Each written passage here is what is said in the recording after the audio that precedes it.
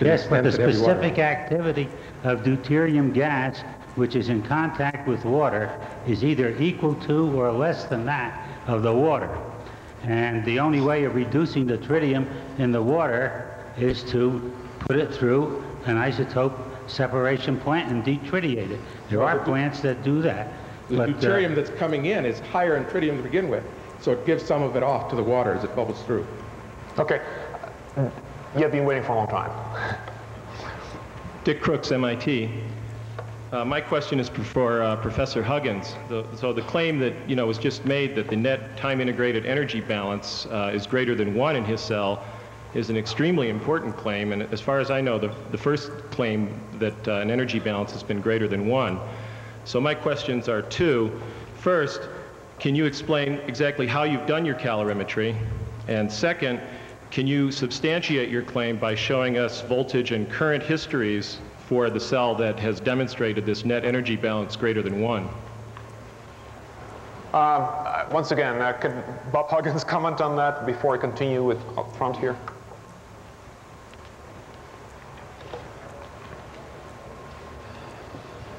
Use the microphone up front here. That's probably be the easiest.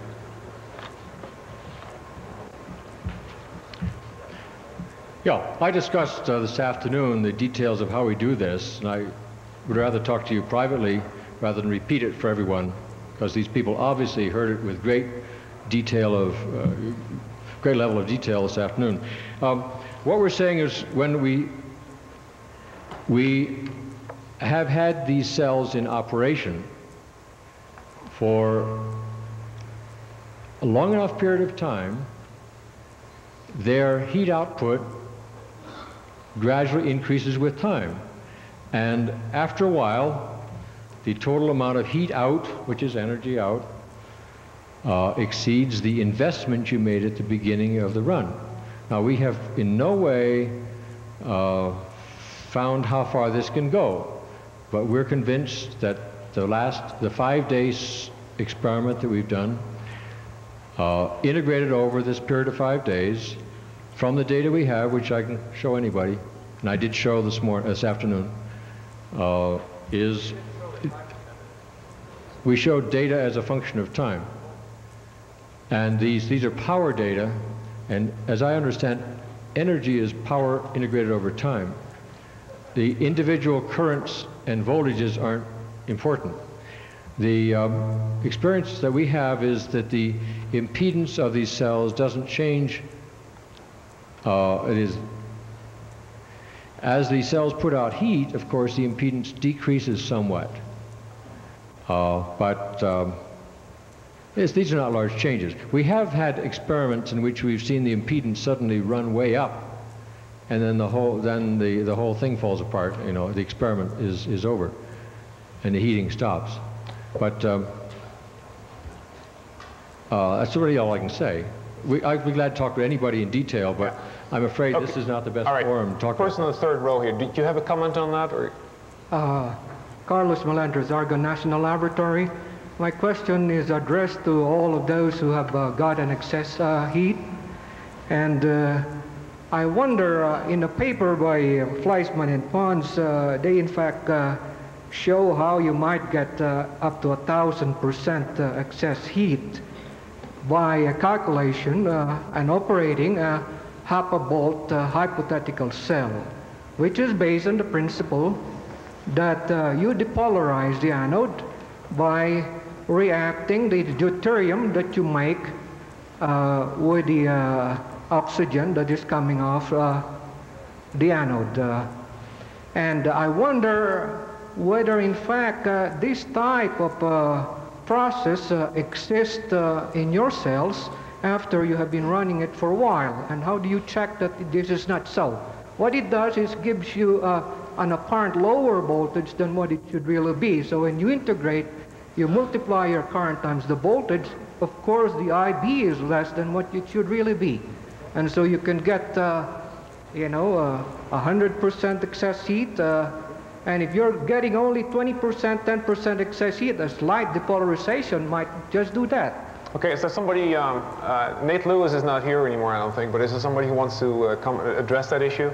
Before I gave it over to that person with the microphone, yes, you can use the front microphone. As far as I understand, there is nobody who has run that cell with a fuel cell type anode. That's what you're talking about, and an electrolysis cathode. Now, Fleischmann and Pons are not here. It is true, I think they assumed a cell voltage of about 0.5 volts for this cell. I would say that that is too low. I think something which may be more possible is because the potential at the palladium cathode at those current densities is about minus 0.8 volts. So I would say a more realistic number may be about 1 volt for that cell. Did you want to rebuttal on that? Yes. I'm not saying that you are... Could you state your name and affiliation again? I'm sorry. Use the microphone also. Yes, I'm not saying that you are really operating your cell that way deliberately, but you may not, you might be doing it just inadvertently, you know, and a slight change in the potential can give you 20% excess heat. That's what I'm saying. Okay, there was did you want to comment on this also? Okay, then I'll pass, if you want, hang on a second. You've been waiting for a long time there in the center. Do you have a question? Yes, it's not related to this. Okay, can you state your name and affiliation? George Lester, Allied Signal. You know, the nuclear people will probably not be distracted from continuing to look for reactions of lithium in the nuclear sense. But I'd like to ask either Professor Bachrus or Appleby to comment on the fact that lithium as a chemical, lithium hydroxide, is a very different species than sodium hydroxide. It's much more aggressive. It forms a much larger solvated sheath of the water. It poisons or absorbs as an ion on noble metal electrodes like platinum and palladium much more differently than sodium does. I think the profound difference that was shown in the A&M paper when they switched from the lithium hydroxide to the sodium hydroxide, maybe it'll turn out to be a nuclear reaction that's different, but I'd put my money on its difference as a chemical. Is Professor Appleby here? He's not here. Okay, then I'll, Norm Ramsey has been waiting for a long time. This is a question, Norman Ramsey, Harvard University, a question addressed to the Texas A&M or maybe the Los Alamos people. On these run where they had the samples that were tested for tritium at Los Alamos with one of the samples being very high after the treatment and then very low counting rate for the electrolytes. Were those electrolytes with the low counting rate samples of exactly the same thing that was used? That is, did you divide it into two bits and pieces and keep one for that, or were they a separate one? And secondly, related to that, was there any way in which there could have been tritium contamination either by the cells or anything else to give the higher counting rate? I think that's a very good question. I think somebody from Texas should answer that. Is there? Yes, you can use the front microphone here. Okay, well that's a good question. Could you state your name and affiliation, please? This is Tex Adam. There are two questions here, I think.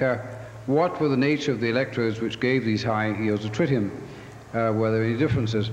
The 10 electrodes that we have examined for tritium had 7 electrodes with high tritium counts. Now, the major characteristic of these electrodes was annealing. Everyone has asked me whether these were the electrodes which showed heat.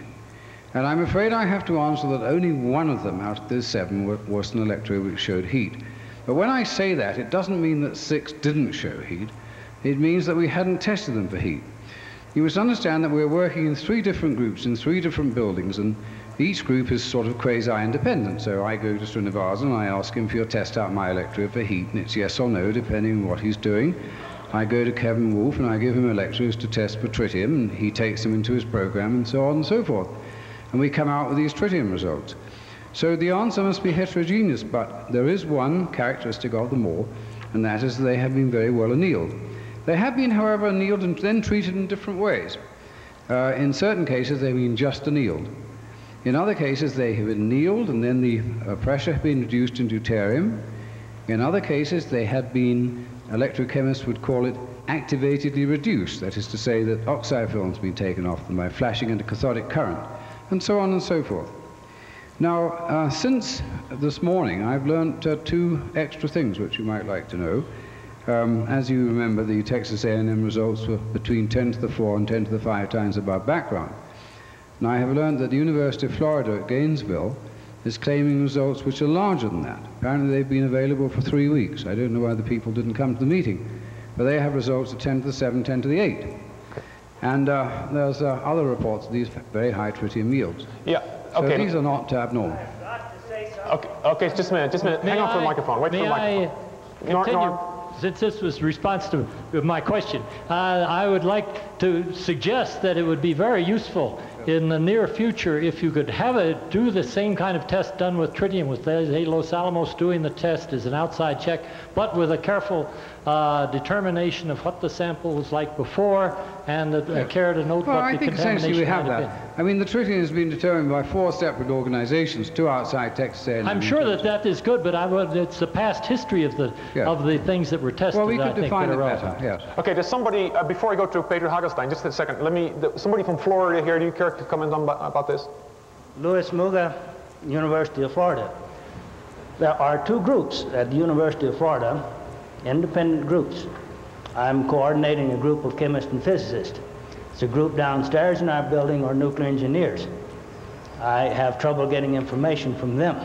I get the information roundabout.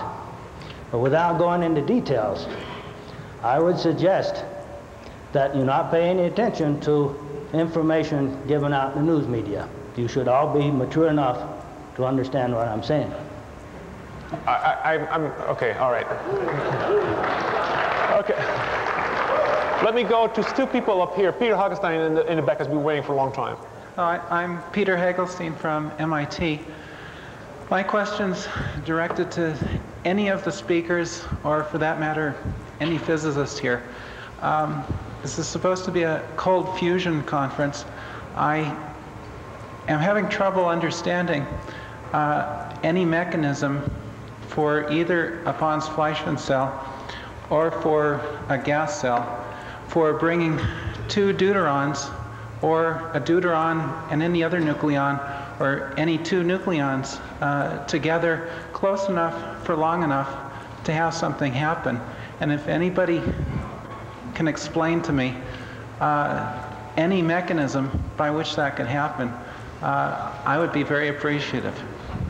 I think that's, I certainly agree, and that's probably most on everybody's mind here. Nobody, that doesn't make sense. In fact, I think on Dick Garwin's list, it should be a number 5 or something to add to the list of things that we'd hope to get out of this. Okay, Dick will want to comment on that. I did explain Dick Garwin, IBM, one mechanism. The only problem is it isn't cold nuclear fusion.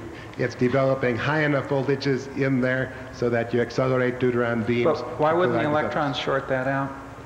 Oh, well, you can have small gaps so that they don't. Electrons move faster than deuterons? Right, well, I'd rather have that job. Okay, right. Steve? Caltech, I'd just like to say Peter is not alone. A lot of us have had that problem since March 23rd and have said so publicly many times. Yes, yeah. Okay, let me person up here has been very patient. Yes? Henry Randolph, Westinghouse, Savannah, Riverside, addressing a question raised quite a while back. The issue of cell potentials and whether it's correct to compute power with this potential or that. I think that gets resolved if the input power to the cell is indeed the integrated voltage versus current going in and a total accountability of mass and energy products coming out of the cell. Then you don't worry about what that potential is, and you don't worry about recombination. Okay. Let's see, there was a question up front here. Bill Ayers, Electron Transfer. I have a question for Professor Huggins. How many palladium samples have you prepared, and of those samples, how many have you seen excess power? And is it the same piece of palladium each time that you're recasting over and over again? Bob is looking for a microphone. Did you want to answer that? I think once again up front, you may as well take a seat closer to the front here. Yeah, How many samples? 4. Exactly. We have no idea why. Huh? No. Wait, just hang on a second. His question has the conversation here. First of his question was, how many pieces of palladium have we made measurements on? The answer is 4. The question was, are these the same piece remelted 4 times? No, it's 4 different pieces. I think, Steve, yes. We are now in the process of remelting some of these. We're pretty poor in palladium. We don't have a lot. Just hang on a second. Could you hand the microphone back? Perhaps, yeah. Bob, you could come across. The question is, have all 4 shown the same? Yes, these have all shown the same thing. Oh, no. Earlier, in 2 other meetings, his question, have they all shown excess power? In 2 earlier meetings, we presented some data which showed excess power. Nobody believed us. They said, why don't you check your steering? Why don't you check your calibrations? Why don't you do this? We've done it all, and it still shows about the same effects. Okay, there was a question back there. Yeah, Vittorio Perdo from Devon. I'd like to second Peter Hagelstein's comment about the mechanism for diffusion. Specifically, it seems to me that everything that I heard from Texas A&M shows, and I'm a nuclear engineer, but to me it proves that the heat effect that Texas A&M observes cannot be fusion. However, the most significant thing that I have heard, perhaps the exception of Pons and Fleischmann, has been Professor Huggins' result that there has been a net positive heat effect. Is it possible in this forum to reach, for someone to volunteer, and for Professor Huggins to concur, for someone to volunteer to analyze the specimen so we can settle this once and for all? I think that brings up an interesting issue which somebody told me just before this meeting started. And I may as well bring it up right now. It was suggested, and I just throw this up to the floor for consideration, in order to promote the interaction between all disciplines here, perhaps people would be willing to come up here after this thing and see who's volunteering in what service. Some people already made these offers. This certainly would not only stimulate the various interactions, but certainly might actually speed up some of these issues. I know for a fact that certain people are at this point already very willing to do that. Let me just add it as a general comment. Now, there was let's see here, I'm getting a little lost. There was a question up here in the center. Could I get a microphone there?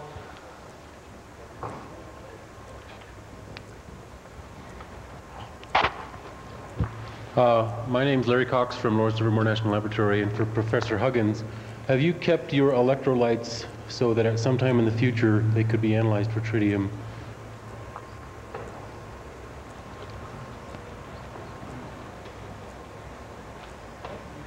Did Bob want to answer on that? I'm not sure. I really don't know.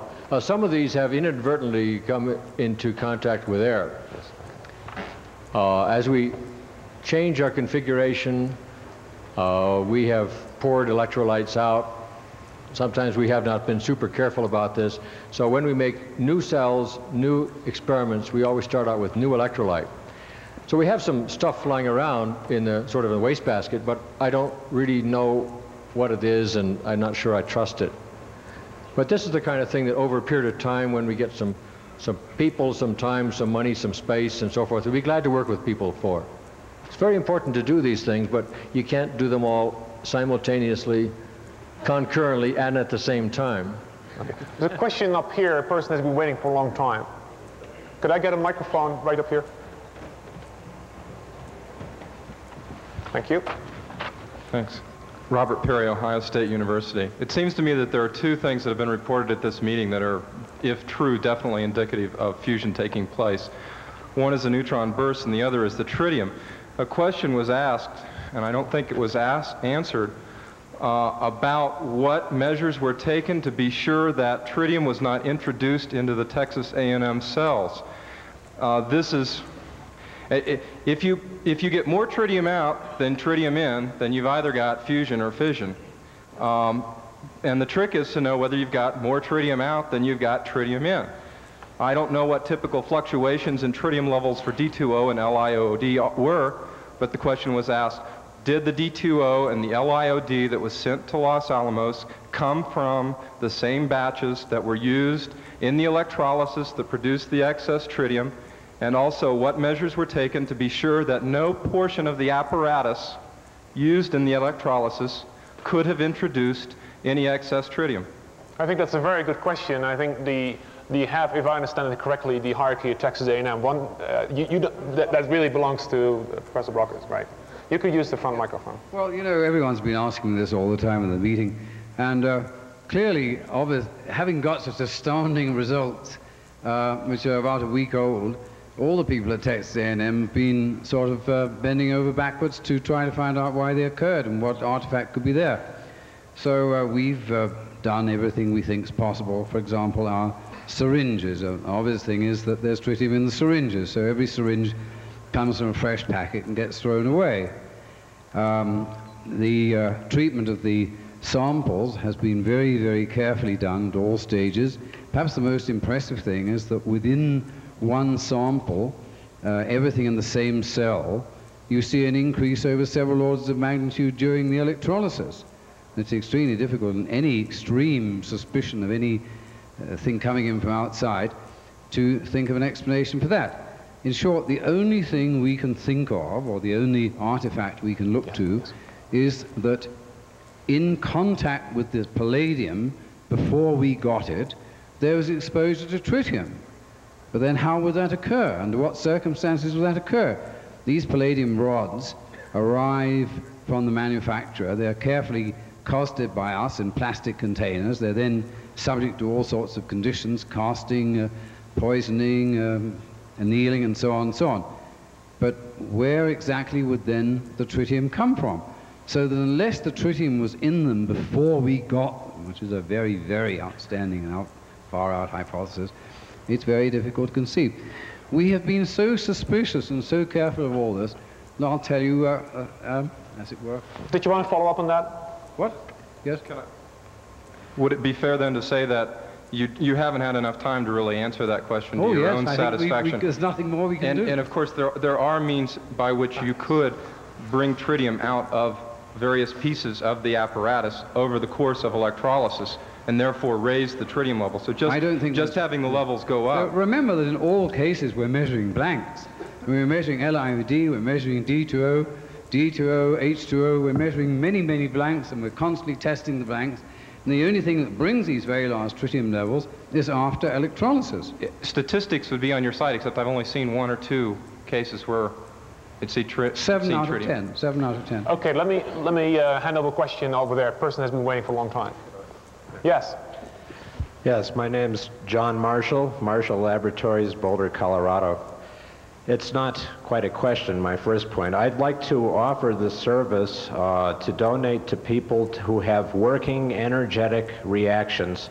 Palladium cathodes, if I can get good specifications for these materials. Having these and having them tested by those same groups that they operate the same as what the groups have seen, I would like to supply these to the community at large. And if someone is palladium poor at Stanford, I would be very willing to donate the best possible casting services to reproduce these things. I'd like to do it for A&M or for anybody else who has working energetic reactions, such that all of us can have something that works to take a look at. Terrific. I think on the second order. Just a second. Of mechanism, I'm very interested in what Mr. Hagelstein has to say back here. Seems that people have given up on muons, which I find curious.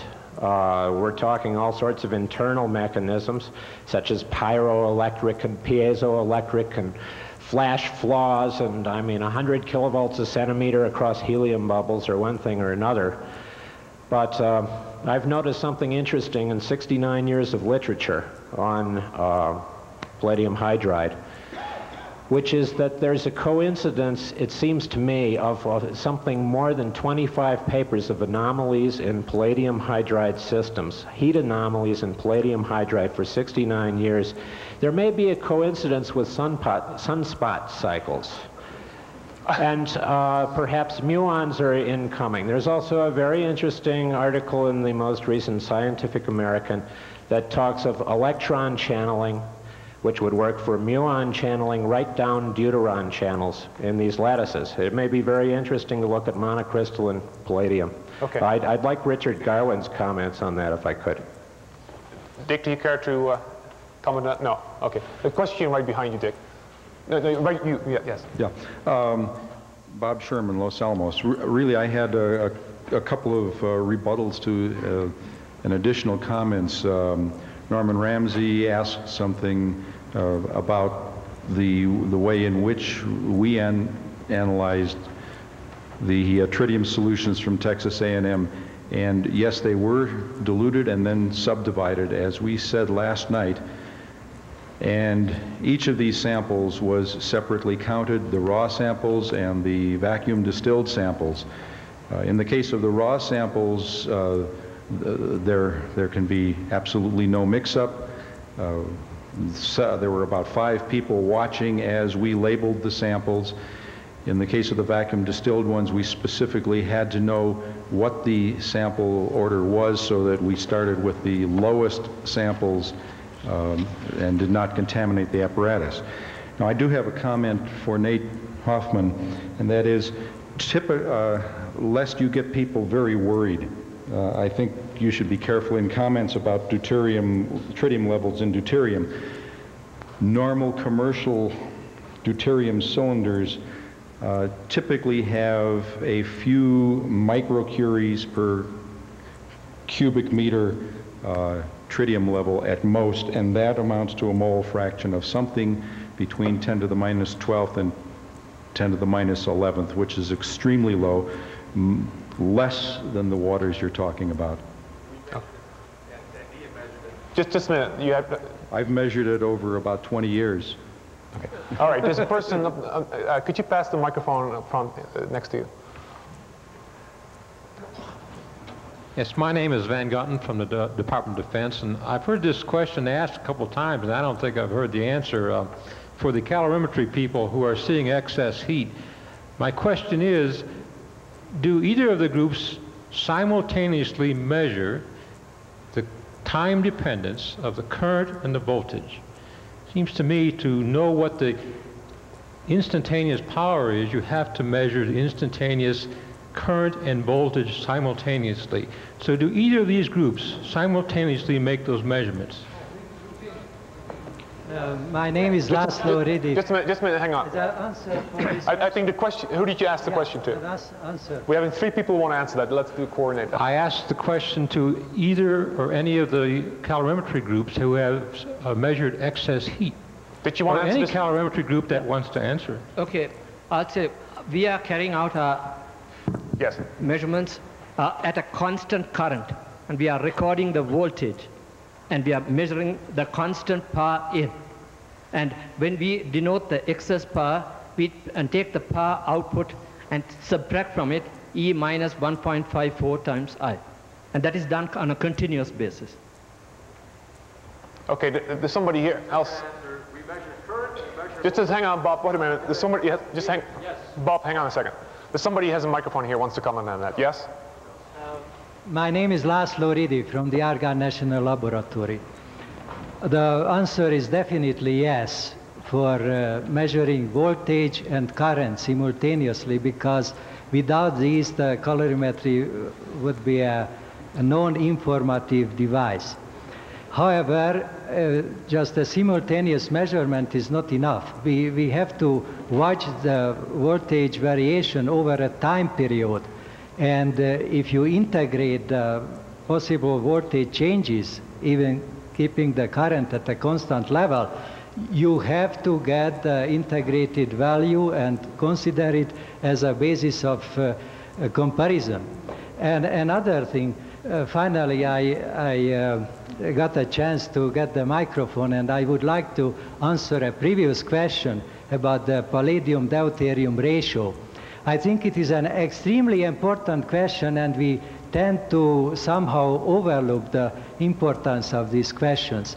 Many people report here data negative or positive, but actually we don't know what the palladium-deuterium ratio is in these experiments.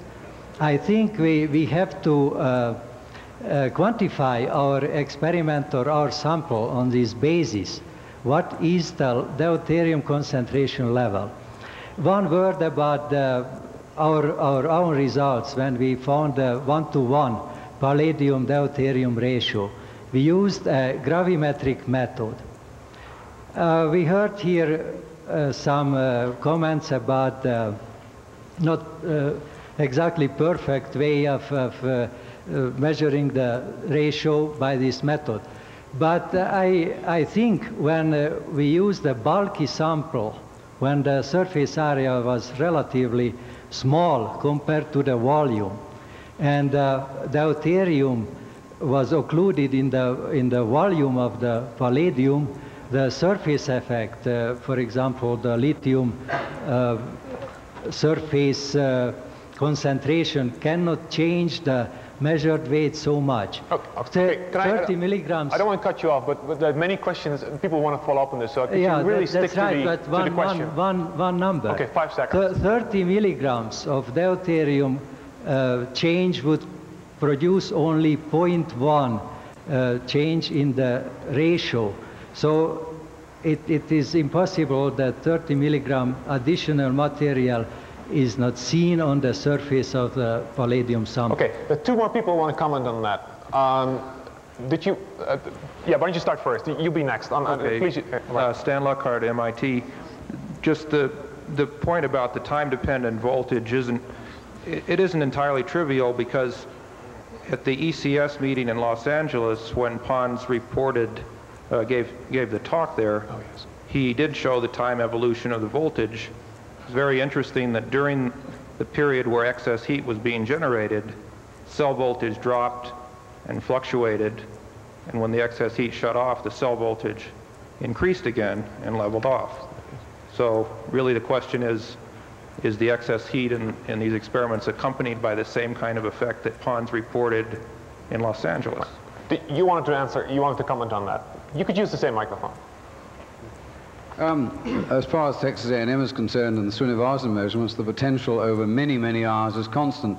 To give it anecdotally, I usually visit the lab every day or two and look at the notebooks and look at the graphs and look at the plots, and they just go on and on and on day after day, so I don't see any fluctuations. There is a fluctuation when we open the cell. We have to open the cell to put more D2O in, and that happens every 2 days. And then, of course, the whole thing goes wild, and the temperature goes up 2 or 3 degrees, and it settles down again after 2 hours, something like that. But apart from that fluctuation, it goes on very constantly. While I have the mic, just let me comment on a thing that was 3 or 4 questions back. No, just, I'm sorry. Let's do that next. The person in the back has been waiting for a long time. Yes. Is this on? Okay. Michael Kelly, TRW. First a comment, we've measured impedance on palladium that was being charged with hydrogen from ordinary water, and impedance tended to go up, and then you'd shut the cell off, and the impedance would stay constant, even though you saw gas evolution. Now the impedance change appeared to be due to physical damage to the rod. There was extreme physical damage. Another question addressed to anybody who got excess heat from their experiments. Did anyone see any arcing within the electrolyte? It seems like you have a perfect situation here for high electric fields and temporary breakdown, which would give you momentary high spikes of current. Okay. Somebody up front here had the microphone. I'm sorry, I lost it. Yes. Okay. Yes, okay. My question is for Professor Huggins and... Okay, did you want to answer that first? I thought he wanted to answer that. That's fine. This is extremely interesting, pregnant question, sparking. Now, we have had one extraordinary example of sparking. A student came rushing down to us and he said that the cell had burnt out. We went to look at it. The plastic cell had got blackened and it had exploded and broken. Now, it seemed to be quite inconsistent with a D2O2 explosion. Now, when we asked the student what he'd seen, he said the following: I saw sparks coming out of the electrode, and I saw it get white hot. Would that be right, Sue? Now, I just tell you that. That's an anecdote. It happened about 3 weeks ago, right? And it hasn't happened since. It's the most remarkable thing. I've heard 1 or 2 other instances, apart from Pons and Fleischmann, this kind of thing happening. Anybody else care to comment on the sparking business? If not, then I'll get you back. Bob Walsh, Science and Engineering Associates in Santa Fe. My question is for Texas A&M and Professor Huggins and anyone else who's trying to differentiate on the basis isotopically on the heat excess. The statistical significance depends not only on your reported results using deuterium, but also on the number of negative results you got using hydrogen. And I'd like to hear either the quotes on the number of negative results or quotes on the statistical significance.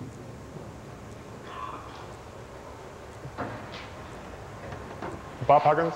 I'm afraid I didn't know what it was we need the statistical significance of. What was the question? Could you get the microphone? Okay, you can use this one. To the extent, is this on? To the extent that you're trying to differentiate between the results using hydrogen and the results using deuterium, you're trying to negate the hypothesis that it's independent of which isotope you're using.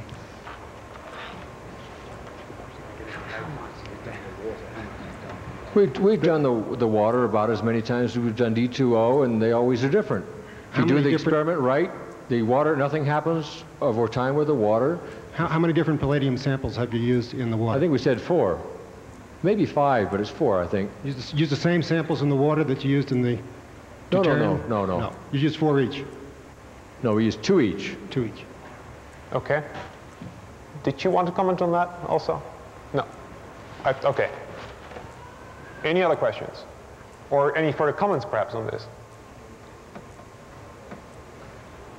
Okay, one of the things I also mentioned at the beginning, I haven't heard too much on that, is the gas experiments. This is the non-electrolytic approach.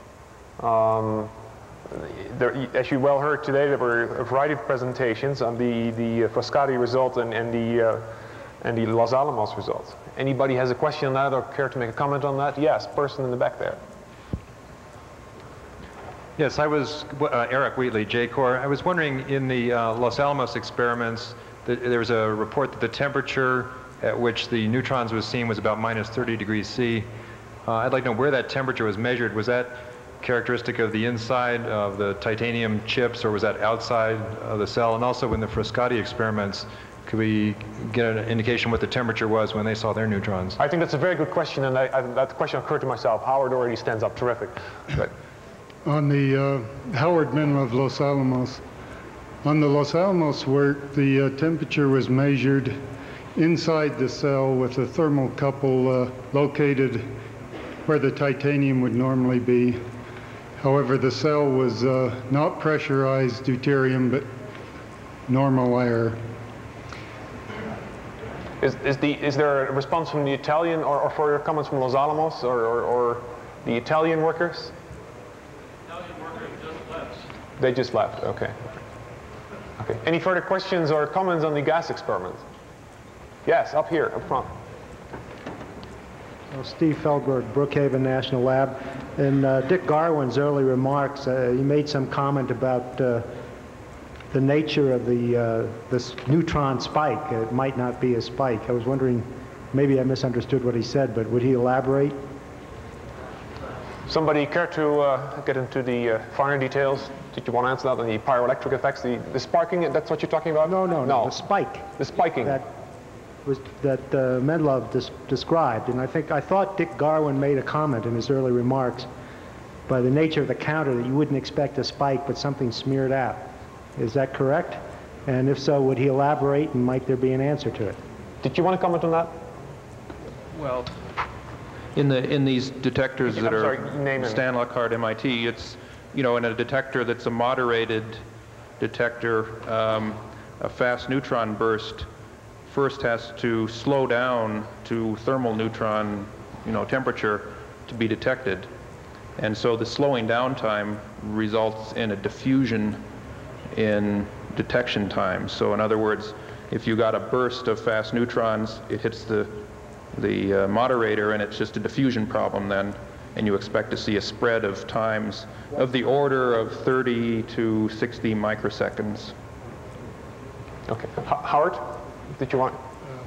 Just a quick comment related to the timing on a burst. I agree with the polyethylene moderator puts in roughly a 50 microsecond time jitter. But I wanted to also clarify that we'd been hearing earlier today of of bursts by Texas A&M over a couple of hour period, and I was trying to clarify a 100 microsecond burst from a 2-hour dribble. Okay. Any further questions on the gas experiments? As I mentioned earlier, also and as you now realize, we've been talking mostly about well, a lot of the time about the heat and the associated question of the helium-4 and helium-3. There's of course the other story about the experiments that see very low rates of fusion and don't see any heat. Are there people who care to make comments on that? There's a variety of experiments right now that get more or less upper limits, equivalent upper limits on the fusion rates. Is there anybody who wants to make a comment on that or has a specific question to one of the contributors? Yes, up there, I'm sorry. Tom Oakes, U.S. Bureau of Mines. And we did a gas phase experiment. I can tell you about it, upper limit on a gas phase experiment. We used 880 grams of palladium in an adiabatic calorimeter that had a resolution of about 100 microwatts. And what we were able to see was an upper limit with the deuterium to palladium ratio of 0.74 of somewhere on the order of 7 microwatts per cubic centimeter of palladium. And that was an experiment we finished just a little bit before we got up here. And that seems to give us some kind of an upper limit on heat generation in palladium. Okay, but do you have a corresponding fusion rate also? I mean, No, we weren't prepared to do any neutron, but okay. I can give you some information on the heat generation rate. Right. This is strictly in gas phase, and a ratio of 0.74. That was 100 atmospheres. Okay. Any further comments on that or questions? Yes, there's a question there. Dave Weslowski, Oak Ridge National Lab. Would you just elaborate on that? You're saying that you had heat production from palladium? No.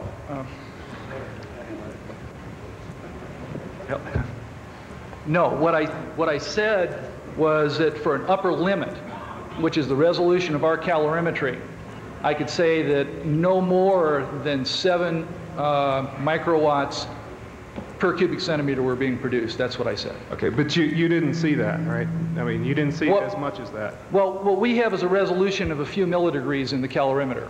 And actually what we saw was a difference of about 9 milledegrees between the sample and the adiabatic bath. Now the bath was very stable. It was stable to within a millidegree, plus or minus a millidegree, over a 5-week period. But we couldn't resolve, it's very difficult to get a large sample in a bath at identical temperatures. We couldn't resolve better than about 9.5 milledegrees between the two of them. And we were able to, when we do our calibration, that's the equivalent of about plus or minus 500 microwatts for an 880 gram sample. Just one last thing. Are you sure that it was completely finished hydriding in that time? We disconnected the sample from the gas cylinder after it had leveled off at the 0.74 ratio. And consequently, it had no more gas coming in. It was in steady state with an atmosphere in a closed bomb, and then enclosed in a dewar that was submerged in the adiabatic calorimeter. So it was done, whether it was done or not. Okay, any further comments on that? Or one thing that I just noticed here on my own notes, and it gets back to the calorimetry, and I'm certainly not a calorimetry expert. I was somewhat impressed yesterday with some of the talks where they actually recombine, go through a rather nice setup. There was a variety of people did that, where they recombine the deuterium and the oxygen. And the point was made by some people that conceivably would give you the advantage of avoiding some of these issues. I just mentioned this to provoke some comments or thoughts. Is there anybody who cares to comment on that? I know I'm going to get at least 2 or 3 answers. Yes, let's start up here, Prom.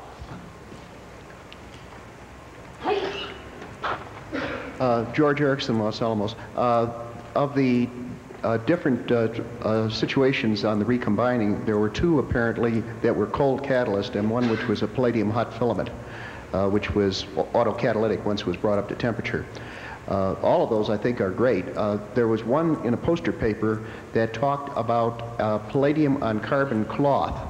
And I would like to know a little bit, where's that come from, how do you get it, and so forth. Person right in front of you, I think can answer that. I'll be right there. Yes. Shimshon Goddesfield, Los Alamos National Lab. I can send it to you in internal mail, you know.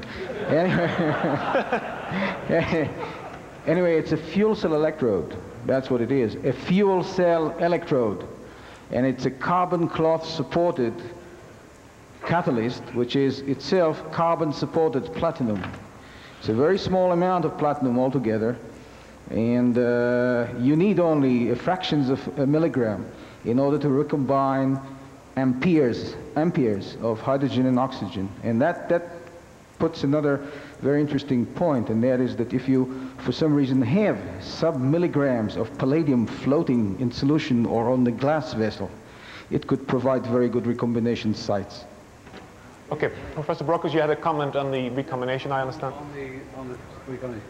There's no doubt at all that recombination is the best way. If you have recombination, then you can do it directly with EI and not with E minus 1.54I.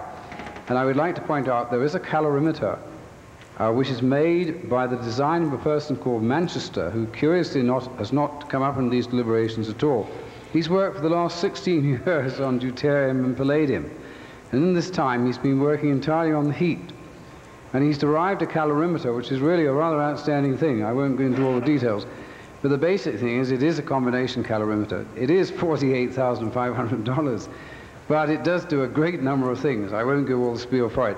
But it's quite clear better to go that way than the way most of us are going. Most of us are going the other way, namely letting gases out and subtracting minus 1.54, just because it's much more difficult technically to be sure it's all combined. It obviously is not very good if you don't know how much is combined as 90%. So it's best to combine it, and I think most of us are going in that direction. Okay, did you have a comment on that also? Steve Feldberg, Brookhaven. Just along the same lines, we use a slightly different catalyst, but we had a cell running at 2 amps for 2 weeks, and it, in principle, should have lost about a cc every hour and a half at that current, and we've lost maybe a fraction of a cc in 2 weeks. So these things really work very well. And, you're saying, I'm sorry, you're saying they don't work very well? I say they do. They do, yeah. Yes, that's what yeah. I thought. Okay, right. Did you have a comment on that? Yes, Hello? Yes. There we go. My name is Larry Thorne, and I'm with Sandia National Labs in Livermore. And a few quick comments about recombination. First of all, ignition limits for hydrogen in air or in oxygen. The upward flame propagation limit is about 4.1% hydrogen. For downward is about 9%. So you may want to locate your recombiner in the top of the vessel. The next point is that platinum is a much more active catalyst than palladium at lower temperatures for recombination, so you might consider that rather than palladium. Both palladium and platinum wires, anyway, need to be thermally boosted. In the case of platinum, you need to boost them to about 80 degrees centigrade, much lower than was done for the palladium boosting mentioned in the talk yesterday. And finally, one last item, we have developed at Sandia a catalytic igniter for control of hydrogen and nuclear containments, but it would also work very nicely as a recombiner in these systems, and is actually composed of a wet-proof catalyst produced by the Atomic Energy of Canada Limited, which was referred to yesterday, and to which is attached or spot-welded platinum wires. This particular recombiner has the advantage that even if you get it wet, it will continue to operate properly. And what happens is the cloth gives a thermal boost to the fine wires, and they ultimately are the source of the recombination. This is a very efficient recombiner. You can contact me afterwards if you're interested in more details, and perhaps I can supply you with materials if you're interested in building one of these. I think that's an excellent suggestion, and I think people should, if they're interested, take advantage of offers like these, because that that may apparently, I think the answer is definitely that will help and perhaps solve some of these issues. Yes, you had a question or a comment? Howard Rogers, Hughes Aircraft. First, on the recombination comment, in the nickel hydrogen cells we make, we use fuel cell type negative electrodes, and they work very well to recombine hydrogen and oxygen wet with KOH or not wet with it. Now, second thing, I'd like to make a suggestion, and that is that you don't recombine, but rather run the whole cell as a hydrogen cell or a deuterium cell, so that at one electrode you're oxidizing deuterium, at the other you're reducing it.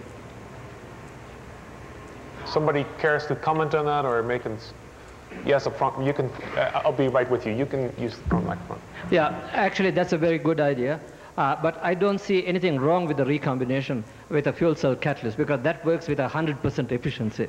The main thing about your suggestion would be that you can lower the electric energy input considerably, really. That's what Fleischmann and Pons had also proposed. Anybody else cares to comment on that before I go on to the next question? Did you want to comment on this? Yes. I have two experiments. Just state your name and affiliation. Oh, okay. Albert Go, Mississippi State University, about the gaseous deuterium experiment. We did two experiments. One is deuterium gas diffusion into the palladium. It's similar to the Los Alamos, but we use different material. We're using palladium. We cool down using liquid nitrogen to the minus 30 degree. Then warm to the room temperature. Because we don't have a high sensitivity neutron detector, so we're only using the lithium neutron spherical detector. Then, so we can't, the neutron count is so low, so we can't find the counting rate. But we measure the total neutron, we try to measure the total neutron counts. But it's not possible because we don't have the high sensitivity neutron to just find the beepers of the lithium spherical detector. It's 45 versus background 28. So no conclusion, but anyway, it looks like higher than the background. Another experiment we're using the deuterium ion. Could you keep it short? I don't want an entire resume of you. Low energy ion beam. Okay. The deuterium ion beam, about 1,000 EV, bombarding the palladium. And then we found that it's 8 times higher than the background. Using BF3 neutron detector with a paraffin moderate. Also, we tried the nitrogen ion beam. It's the same 1,000 EV. Then nothing happened. The BF3 count is the same as the background. We report that preliminary results in room 3B. Anybody care to comment on that before I go to that person over there? Yes. My name is Thomas from Zagreb, Yugoslavia. I come back to this titanium gas system. I would like, if somebody can specify just 3 points: pressure, temperature, atomic concentration, when he believed that transition or emission neutron happened. You understand what I mean? Because that is a definite point in phase space of palladium deuteride. I'm sorry, you mean, what do you define by temperature? Pressure, temperature, and atomic concentration. Okay. That is 3 points when... Yeah. Howard, did you care to, do you want to answer that? We can only give you 2 out of the 3. We know the pressure and temperature, but the atomic concentration of the deuterium is unknown because of the inhomogeneity of the sample. On the average, it's very low, but there might be local areas that are quite high. I will ask another question regarding that. When you have a low neutron counter with, say, 0.1 promille efficiency, and now you have this emission of neutron in very short interval, microseconds, maybe 1,100. I can understand how we can evaluate what is counting rate. In this case, is it possible when you have 40% or 20%, but when you have, you see. Do you mean how do we evaluate how many neutrons were born? Yes, when you have very low efficiency. Oh, that's the question, not maybe not for your experiments, some other experiments. You see. I'll try to answer if I understood. The efficiency is not very low. It's 34% total. And if a large number of neutrons, for instance, if 100 neutrons were born instantaneously in an event, then we would count approximately 30 of those. And they would be spread out over a time jitter of approximately 50 microseconds. And the electronics looks at the correlations between all of those 30 counts between each other as they go through the electronics and gives that as the number. Okay, I really was thinking about these who use long counter, base 3 or... Right, I think as I remembered, unless there's some people that are Frascati people here, Frascati group who want to answer that, I believe that they had a very low efficiency in the order 10 to the minus 5 in their original paper. It's using a BF3 counter. Correct me if I'm wrong. I think that is right, yes. Okay, any further questions or comments on this? Or any other questions or comments? Yes, up in the center. This is a little bit off the beaten track. Could you name and George Erickson, Los Alamos. This is a little bit off the beaten track, but Steve Jones mentioned that he would like to be able to work at lower temperatures, limited by the freezing point of his electrolyte. I was wondering if anybody, and particularly the electrochemist, could tell me if anybody has tried any liquid anhydrous ammonia solutions of alkali metals. Is this been thought of or proposed, or anybody done anything with it? Any of the chemists want to answer that? Yes, over. Did you want to answer that? Panson, Westinghouse R&D.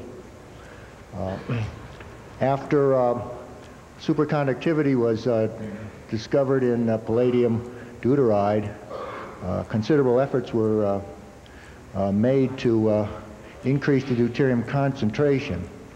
And literature reports were for methyl alcohol electrolysis at dry ice temperature, minus 78 degrees centigrade. Hydrochloric acid was the electrolyte. And it was claimed the deuterium to palladium ratio was of the order better than 1. Okay, is there any further comments? I thought, did you have a comment on that also, on this cooling business? This is a comment, Dennis Corrigan, General Motors. This is a comment on the suggestion of using the deuterium anode in place of using a recombination cell. There is one other possible advantage, which is that we won't have oxygen saturated solutions or oxygen bubbles that could get to the cathode. And I would also like to ask the people who have done the calorimetry, or perhaps some of the other electrochemists, whether they see an advantage in separating the oxygen and deuterium evolving gas compartments.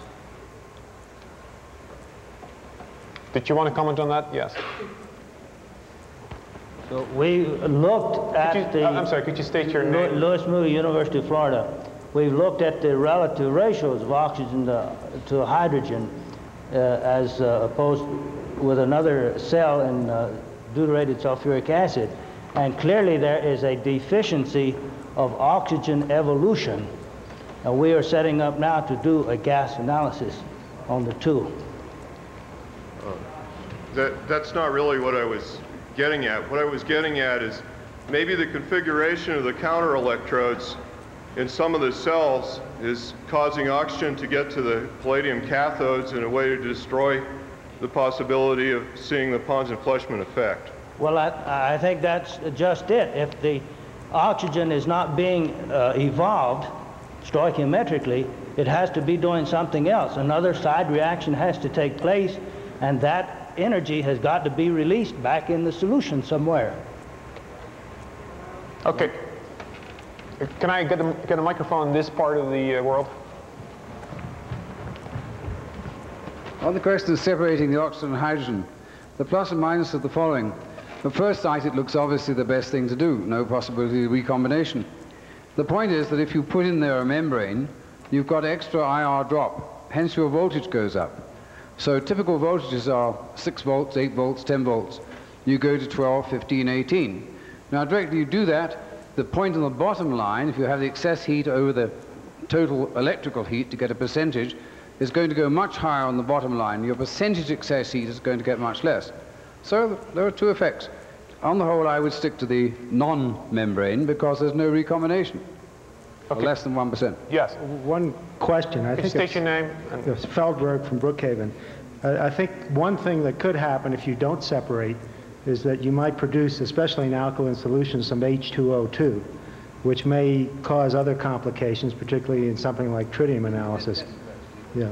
Okay. Did you want to? Well, let me make one other comment, and that is, I agree that doing recombination solves a lot of problems, even if all you want to do is provide a cell to physicists that they don't have to mess with. It's virtually a closed system. But let me just comment. I appreciate that. And so did the physicists I did it for. Yes. But let me just comment that you know, if I go out and build a calorimeter and don't see any heat, someone like Huggins or the A&M fellows would properly say, well, I've screwed up someplace else. So I'd like to urge the people who are seeing heat now in systems with open cells, try to devise a recombination system to see if they still can see it, because I think that's the best way to convince us that they're really seeing it and the rest of the world as well. I think that's an excellent comment. Yes. Professor Roberts, did you want to add something? Okay. No. You did? Okay. Anybody else who wants to make a comment on that? Yes. Mike Hayden from UBC. I think at this point I might as well offer again that we have a recombination cell and it is open. We will stick in a sample if someone wants us to tomorrow, the next day. If you're very insistent, we'll take our calorimeter down to you. Good. The offer's open. Good. Yes, on the side there. Roland Jalbert, Los Alamos. Question for Professor Bakris about those amazing tritium-producing cells. As I remember, all the cells that produced tritium in good quantity had nickel anodes. That would make the nickel a little bit suspicious as far as contamination if that was the source of tritium. So one ought to look at that very carefully, and one could leach out the tritium if there was any contamination. That's more of a comment than a question, but you can consider it a question. The second question is more of a question, and that has to do with the cells that did produce tritium. Were they ever flushed out and started up again, and were they successful? Well, the answer to the first question is that the nickel was used except for one sample. One sample was used with platinum, and it still gave the same order of magnitude. Actually, it gave 3.9 times 10 to the 4. The samples with nickel were giving anything between 10 to the 4 and 10 to the 6. I don't think it's really likely to be significant, but everybody I've talked to about it points out that we were using nickel for most of them. However, large amounts were obtained for one sample. The second question is, no, we did not restart the cells. We took samples from the cells and gave them to various people. Okay, anybody else wants to make a comment on that or have some questions on it? Any other questions? Yes, one in the center there.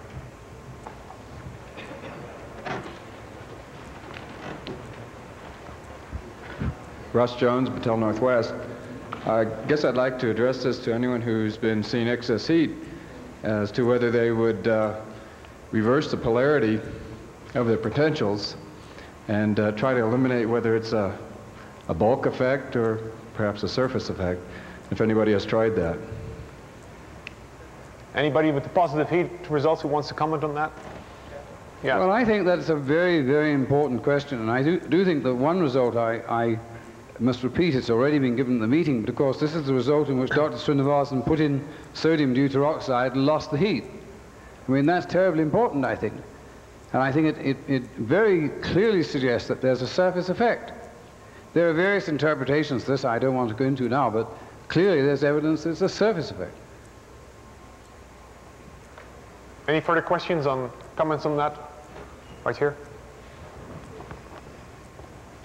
Goldstein, Westinghouse R&D. I'd like to explore just briefly the question of the fluctuating voltage and current again. Suppose in terms of these sparks we talked about, they were very short, microsecond or millisecond type of current bursts. Would your monitoring of the fluctuating voltages and currents see that? Well, I think it's Dr. Srinivasan. Where's Dr. Srinivasan? Do you want to answer that? Just hang on. Did you want to answer that, or? I didn't get a question. Could you repeat the question on the fluctuations, microsecond, millisecond type fluctuations, right? Would you say that you're monitoring the fluctuations in voltage and current, but suppose that the fluctuations occurred in microsecond bursts, like in terms of these sparks that we were talking about. Would your system pick that up and note those? Well, on the suggestion of Steve Fehlberg, we had put our electrodes on an oscilloscope just to see whether there were any sort of AC ripples and so forth. They were of the order of about 25 millivolts or something, which is much smaller than what you would expect if there is any sort of AC heating or anything like that. As far as the super spikes in the heat were concerned, it was only one example. Okay, anybody else wants to add something to that? Any other questions? Yes. Bob Bush, Cal Poly Pomona. I'm wondering if anybody has tried the Frascati experiment with palladium slivers as opposed to titanium. With palladium insulators, you're saying? The Frascati experiment with palladium slivers instead of titanium? Oh, yes. I think, Howard, could they tell us the result of that? Howard Mallove, Los Alamos. We have put some palladium thin strips, like a few millimeters, into the cells, but hadn't been able to isolate if they're related to the yield or not. Well, I mean, look for neutrons. That's what the Frascati... I'm talking neutron about yield. Neutron yield, but unable to isolate if that's a component yielding. You've done it also with titanium, and you have received a measurable neutron yield above background? Well, I guess what I'm interested in is somebody who's repeated the Frascati experiment with the titanium slivers and has also tried it with the palladium slivers. No. That seems like a reasonable experiment to try. Yeah, there's one person who, do you have a comment on this? Yeah, Dave Weslowski, Oak Ridge. I talked about that yesterday. We attempted to reproduce the type of gas phase experiments at Frascati using both titanium and palladium at 300 or 3,500 atmospheres of deuterium. We saw no excess neutrons in either system, cycling down to liquid nitrogen temperatures. Yeah, if I can add one thing to that. We ourselves at Bell Labs have done the pure palladium also, palladium dust. This is palladium coated on alumina powder. It's extremely reactive, and absolutely no results with sensitivities about 2 or 3 orders of magnitude below that, far more sensitive than the Frascati things, but not as sensitive as the Los Alamos group. You had Doug Morrison, you had Douglas Morrison, CERN. I originally had my question for Dick Garwan, but unfortunately he had to leave. But the question is so simple that we can all ask him ourselves in the question. And that is, it's something we learned from Dick Feynman, that when you're in a situation where you're worried about theory, and as Hegelstein was saying, how on earth do you get these two deuterium nuclei so close together and no one knows? We're worried about how can you explain all these results simultaneously? They seem in contradiction. And Feynman says, well, there's only one solution. Don't believe all the results. Now, Dick Garwan's talk was very powerful, and I don't think anyone really faced up to what he was saying. What he essentially was hinting, in a very polite way, but nonetheless he was hinting strongly, that most of these results are not what they seem to be. Now, I've been interested for the last 12, 13 years in pathological science. When I look through the statistics of the 83 experiments that have been reported by 83 different groups, You look at the statistics, within very good statistical error, it fits pathological science very well. So maybe the solution for everything, and this is a question I'd like to ask Dick Garwan, does he think there's a 50% chance that cold fusion is pathological science and it's like N-rays? So we can all ask Dick Garwan this question. I think that's an interesting suggestion. Let me just add to that, and I think I don't want to get into the business of voting whether something is pathological or not. I mean, science doesn't work that way. We do experiments and as best as we can, and as much as I would like to do that. But that good science is what is called for here, and we don't accomplish anything by voting yes or no. I mean, that may accomplish something on the one.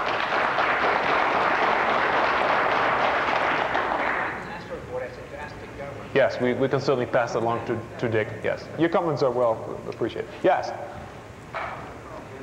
Just this minute until you have the microphone.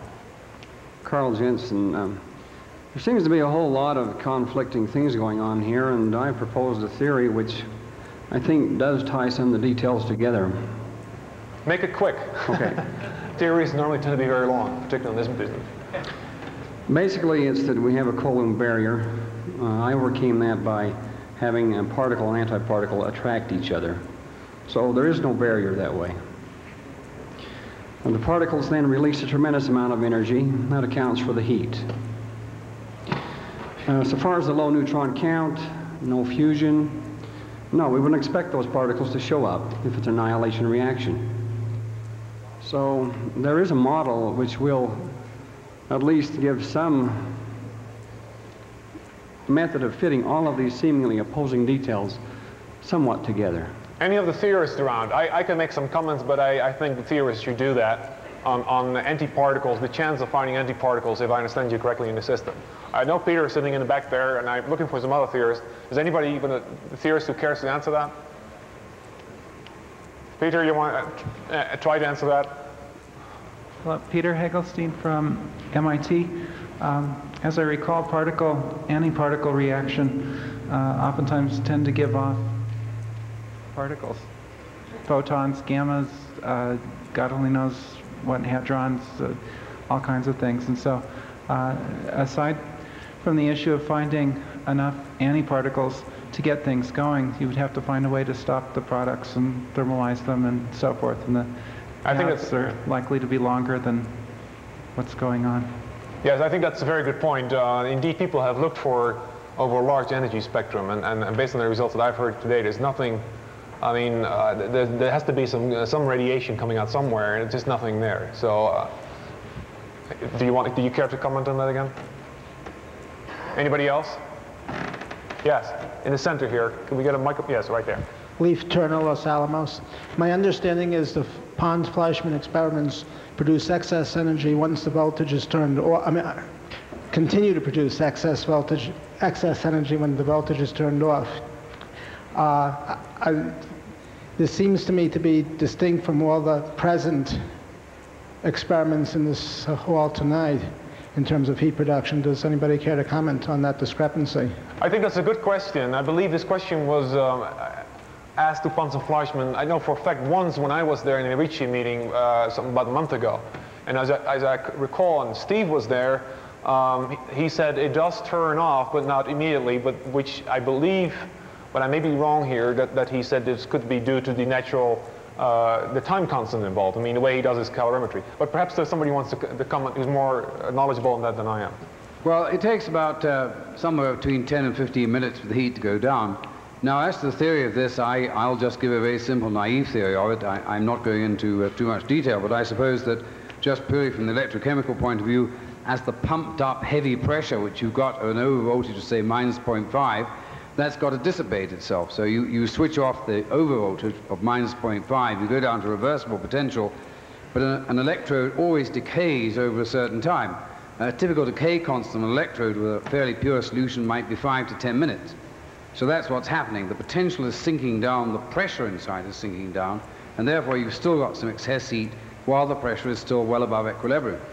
That would be an electrochemical interpretation. Of course, it doesn't touch the interpretation of how you've got potential or possible fusion at all. Yes, you wanted to make a comment on that. The microphone's right there. Question. Your name, please. Feldberg, Brookhaven. It seems that the one piece of evidence that's very tantalizing is this tritium find. And I've discussed with several of the theorists here and have sort of been taking my own poll of what is required for me to suspend my belief in the parity of the two branching. In other words, the 1-to-1 ratio of the tritium proton route and the helium-3 neutron route. So I was wondering if there could be, if there is a consensus, if you see tritium, is it absolutely essential that you're going to see neutrons? What probability, so forth? I think that's a good question. It was raised, I believe, earlier also. It was certainly raised in Ricci. It comes back to the Oppenheimer-Phillips argument again. I would prefer to refer that to a theorist. I know Dick Garwin would have the ready answer for that. Is there anybody else who cares to answer that? Yes. And Dr. Bush from Cal Poly, I really don't feel that within the environment of the lattice that the Oppenheimer-Phillips thing has been laid low from the arguments that I see. And that, of course, we all know is a mechanism for getting tritium. So I think that mechanism should be reconsidered. Okay, I've heard arguments to the contrary, but I'm not the expert, so I will not say anything more on that. Anybody else who wants to make a comment perhaps on that? Yes, you up there. Robert Perry, Ohio State. I'd like, in regards to this question, a point of clarification.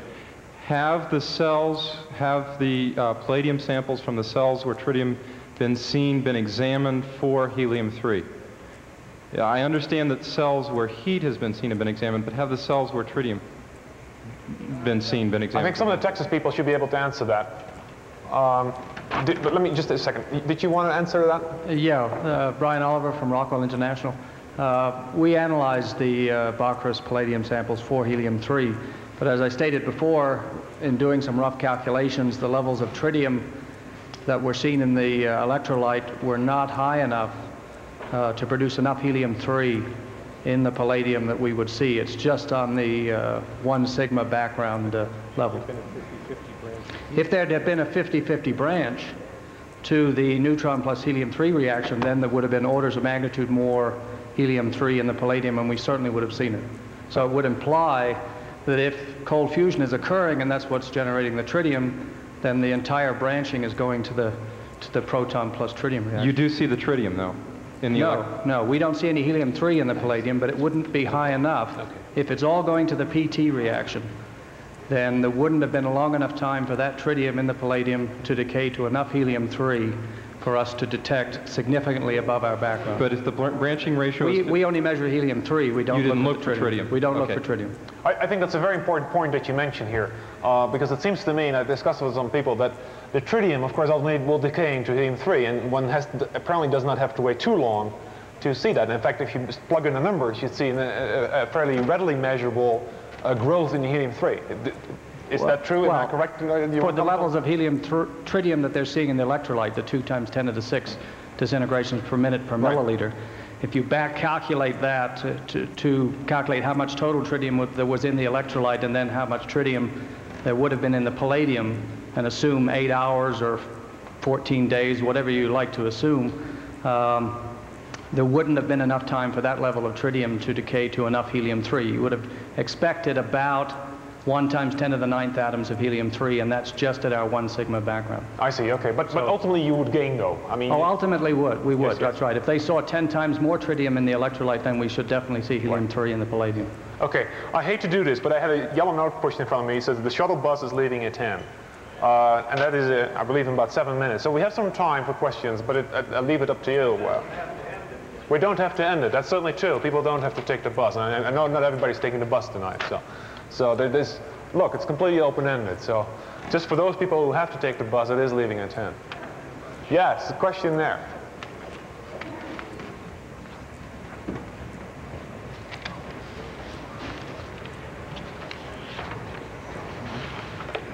Alex Lumpkin, Los Alamos National Laboratory. I'd like to know if tritium was observed in any cells without lithium in the electrolyte. I didn't hear it. Anybody, I think the question is, have people seen tritium in cells without lithium? Is that correct? Correct. Yes. Anybody cares to answer that? I would think of the Texas groups. You can use the microphone up front here. We haven't done any experiments. Everything's been done with lithium. Could you use the microphone? It's partly in relation to your saying that the cell turned off when you put sodium in and took the lithium out.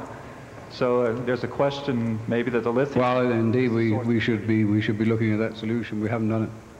Thank you. Okay. Is there anybody, any related questions to that? There was a question on the side there. Yes. Regarding tritium concentration. I'm sorry, your name My name is Thomas from Zagreb. I like to say that we also observe quite a lot tritium during electrolysis. That is going maybe from 10 becquerel up to 100. And we also that was measured by a routine liquid scintillation counter.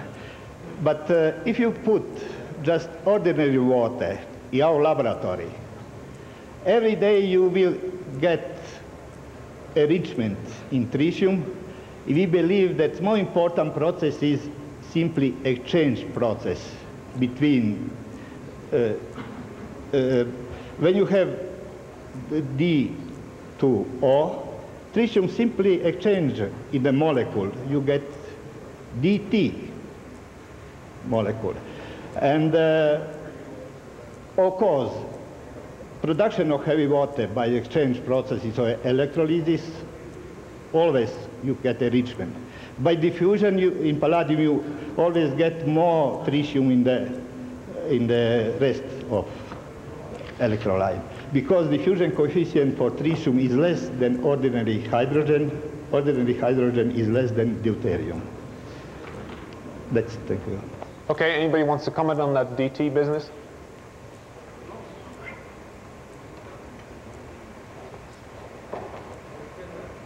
We say that we cannot use measurement of tritium concentration like analytical method to say if nuclear fusion takes place or not. Now we are looking for proton directly by nuclear plate, one hollow cathode. If there is no proton, then it's not possible to be tritium. Also, now is a good question. What is the best method? For me, the best method is the detection of neutron. What is the best method? Yes. Calorimetry, that's, of course, direct associated particle method or associated reaction method, like counting proton, maybe is the best because it's 100% efficiency you get. But it's not very easy to get detection of proton from 1 pellet of 14 grams, something like that. You get only detect proton for very thin layer or very thin sheet of materials. Anybody wants to comment on the detection of protons? I think that was one of your issues, right? Yeah. And do the nuclear people in the audience want to say something to that?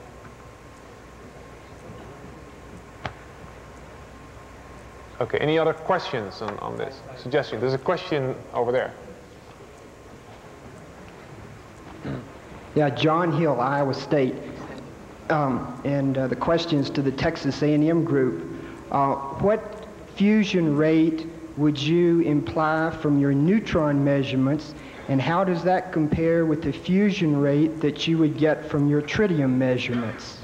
Are they orders of magnitude different or about the same, or yes. what? That's a good question. I think I know the answer, but let the people themselves do it. Of course, the answer on the neutrons has been given again and again and again. I mean, the neutrons are very tiny, and there's this 10 to the 9th ratio. The interesting thing about the tritium is that if you calculate it back, it accounts for about 1% of the heat. No, yeah, okay, no, you got to do better than that. The fusion rate, I want fusions per DD pair per second, because that is a nice unit to compare things. Do you have those numbers? I believe on your neutrons, and Professor Wolf would have that number, is a number which is very similar, as I remember that Steve Jones got, correct? Yes. In fact, you showed a view graph earlier today. Can you use the mic? Yes. The average is 10 to the, if you do it that way, 10 to the minus 24 neutrons per DD pair per second. Okay. I really think it's a little more in view of the fact that we're not sure whether the neutrons are a surface phenomenon or a bulk phenomenon, it's probably better to quote things in terms of neutrons per second observed, and then discuss the nature of the of the cathodes and so on. Yes, yeah, I agree. That's a good. Did you understand that that answer? Just hang on. Okay. Is it the bottom line that they are roughly equivalent, or orders of magnitude different? No, I think there's two answers here. On the neutron. The neutrons, the agreement is excellent between the Texas A&M and tritium is BYU. different. Right. The tritium is, of course, orders of magnitude 6 or so above what you'd expect from the neutrons. If you assume a roughly equal branching ratio for the DD into T proton or 3 helium neutron. Actually, I think that I want to re-emphasize that's a good point that Steve points out. When we do fusions per DD pair, in fact, if you want to be, you should actually do a little better. You should say DDN fusion, because of course you have that branching ratio, and there's always a factor of 2 involved. Now, perhaps you don't care about factors of 2 in this business, but do it then per neutrons per second, because he's absolutely right in the sense that you don't know whether it's a surface effect at this point in time or a volume effect. Any other comments on that? Yes. In connection with these last remarks, I'd again like to suggest that people rethink the Oppenheimer-Phillips mechanism. The branching ratio clearly is not 1-to-1 here. At least that's what experimentalists seem to be seeing. Okay. Did you want to comment on that? Yes. So can we get a mic here? Jerry Hale from Los Alamos. I can only reiterate what I said in my talk, and that is that the experimental evidence in direct measurements of the cross-section down to about 10 kilovolts indicate that the proton branch is only slightly enhanced over the neutron branch. And if you want to invoke the Oppenheimer-Phillips effect to give you a very large difference at energies lower than that, it requires that this effect be very large at distances greater than 60 Fermis. And as you probably know, the Oppenheimer-Phillips effect goes like 1/r to the 4th, whereas the normal Coulomb interaction is going like 1/r, so you can do a quick calculation and see how large that effect is compared to just the Coulomb. The other point that I made is that the Oppenheimer-Phillips effect, because of the symmetrization in the neutrons, vanishes to first order in the deuteron polarizability. I believe, but correct me if I'm wrong, that in fact people never publish even those correction factors for that light of the nuclei. Is that correct? I mean, these Oppenheimer-Phillips effects only occur at much higher Z. Is that a correct statement? Yeah. I'd like to there's a follow-up on that. Yes. I'd like to comment on that again, Dr. Bush from Cal Poly. Did Dr. Hale take into account the environment inside the lattice? I mean, it seems to me that these people that, other than myself, who are doing theories here, are doing theories out in the open air. They're not taking into account the lattice environment. Clearly, that's very important to take that into account. Would you care to comment on that, Dr. Hale? Yeah, the facts I'm giving, of course, are in free space, and I agree. It's possible that something could be going on in the lattice that would change that ratio. But since we know so little about these other things, then I don't know how we could speculate about that before we know more about the lattice environment. Yeah. I think in response to that, yes. I think I'd like to urge all theoreticians to try to be as creative as possible here, to rethink the possibility that the environment of a lattice may give totally different effects than what you'd have out in the open air. And I think that if you think about it, the idea that the deuterons or bosons is probably going to turn out to be extremely important if this Pons-Fleischmann effect is real. Think bosons. Yes, I would certainly I agree with one part there that we, and I think that has been demonstrated already, that the theorists have never shown a shortcoming of ideas, and that's good. As an experimentalist, there are, as far as I'm concerned, as many theorists as theorists in this particular field, and that's fantastic. That's the way I want it to be. So I certainly concur with you on that one. Any other comments on that? Anything else that people might want to discuss? Yes, up front here. Yes. Bob Wall, Science and Engineering Associates. I want to make a point perhaps about communication. It seems like there are 3 possibilities. One is that we have systematic experimental error. One is that there's a nuclear reaction going on that we don't understand. The other possibility, there's a chemical reaction going on producing energy that we don't understand. It seems that the chemists have been most successful in convincing the observers that are equally familiar with all three areas that it's probably no chemical reaction will account for the latest reported observations. The information from the experimentalists is weak for the lack of information about statistical significance. The information from the physicists is weak because we are dealing with approximate solutions to many body problems. And, for example, the experimental information about the rings around the planets was an example of a solution to many body problem that was not anticipated. Okay, before I have to make one announcement. The bus is leaving in 5 minutes. However, if there is sufficient interest for people to stay who still have to go with the bus will leave an hour later from now. That can be arranged. So what I would like to do is take a poll. How many people really want to stay out another hour and who have to take the bus as well? If that number is not very large, then I propose the bus will leave in 5 minutes. Can I have some hands, if any? There's one person there? Okay. That's not a very large majority. Okay. So that bus will leave then in 5 minutes. Am I correct? Yes. Okay, good. Okay. All right. Now, once again, of course, we can still, continue this. I mean, that's. Oh, yes. I'm sorry. Yes, I forgot about you. Yeah. She has a question too. Yeah. Excuse me, Alex Lumpkin, Los Alamos. I guess I would just like to say again that with the different potential detection of neutrons, then we can talk about nuclear, but I don't think we can constrain ourselves to only nuclear fusion, where we have the 9 orders of magnitude that you're trying to push into that experiment. You can think about something nuclear. You got lithium, you have neutrons, you have deuterons, but you don't have to stick with nuclear fusion. And the evidence, in contrast to this 9 orders of magnitude, the electrochemists have 7 mechanisms that are within 2 orders of magnitude of explaining the excess heat. So I guess I would say that's all look at other nuclear reactions and other chemical processes. Comment to Texas or Mallove. Okay. Anybody wants to reply to that or anything else? One more question, yes. Again, Dr. Bush from Cal Poly. As a theoretician, I can nevertheless identify with the frustrations of all experimentalists here, and I wouldn't attempt to do this experiment. But it seems to me that there have been so many groups now that have gotten these neutron bursts that this has to be a key thing. And now with the tritium coming in, the very careful measurements by Huggins, the anecdotal evidence of the vaporization of the cubical electrode by Pons and Fleischmann, I'm afraid the effect the Pons-Fleischmann effect is not going away. And as a theoretician, I know this is frustrating to me, but we all have to get back to work and work harder on this. Well, the effect is not going away. Well, let me put a qualifier on that. First of all, I want to know from you, what do you call with the Pons-Fleischmann things? Because we have to be a little careful here in distinguishing either heat, and then if we get into the radiation part, we have to talk about the gamma part, the neutrons part. In my remarks, I mentioned the bursts of neutrons. Pardon? In my remarks, I mentioned the bursts of neutrons that have been gotten by numerous groups.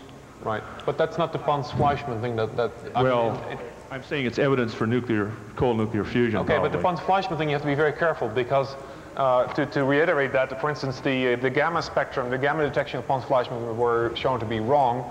Let me restate that by simply saying the evidence for cold nuclear fusion at some level. Okay. I think as a theoretician, I'm beginning to find it extremely compelling.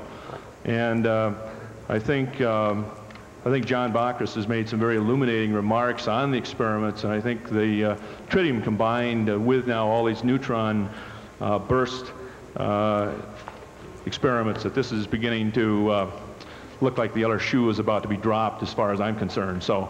Well, again, your point is well taken, but I mean, we have to be honest to everybody. I mean, there's the other group of Texas who doesn't find this point tritium and so forth. So I think it would be premature to judge it at this point in time. Now, exercise the neutrons away, and I'll agree with you. But these neutron bursts found by many independent groups, and they began to be reported at the LA meeting, if you remember. I find this very difficult to exercise away. If you can do it, I'd like to hear it. I want to be cautious with bursts, but let me, Steve Jones wants to say, I think, say something about that.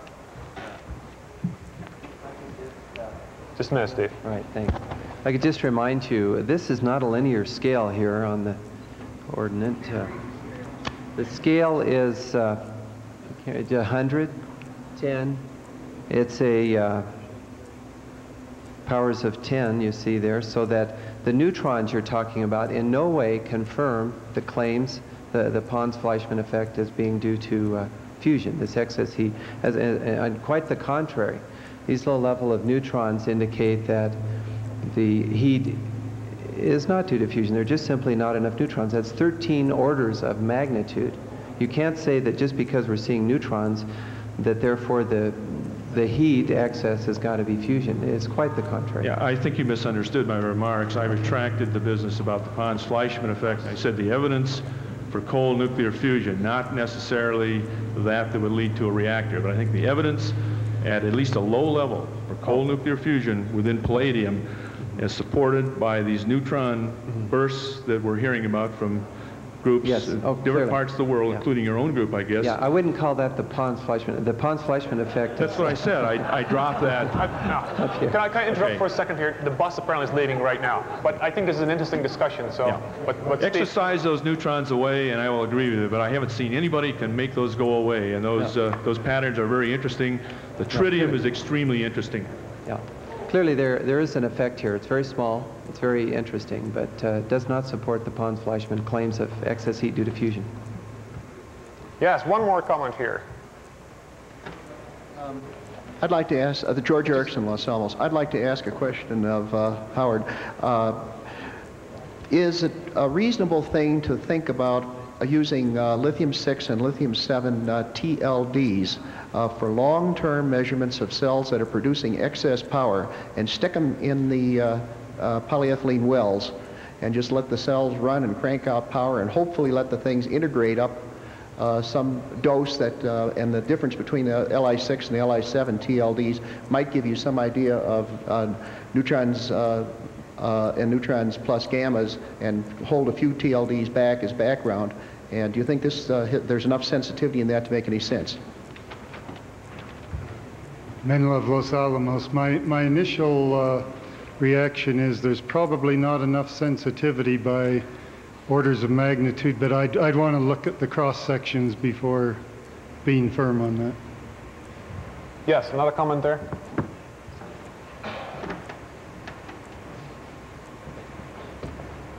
Laszlo Ridi from the Argonne National Laboratory. We are just about to coin a new term, Fleischmann-Pons effect. But what it is really? Is it relate to a number? For example, how many watts in and how many watts out? Because there are different numbers. As it started, it was 1 watt in and 4 watts out. Later, 25 out. Another number came from the Wall Street Journal 3 weeks after, 64 watts out.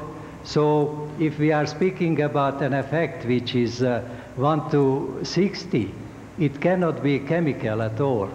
If we think a chemical system, the voltage is maximum 5 volt.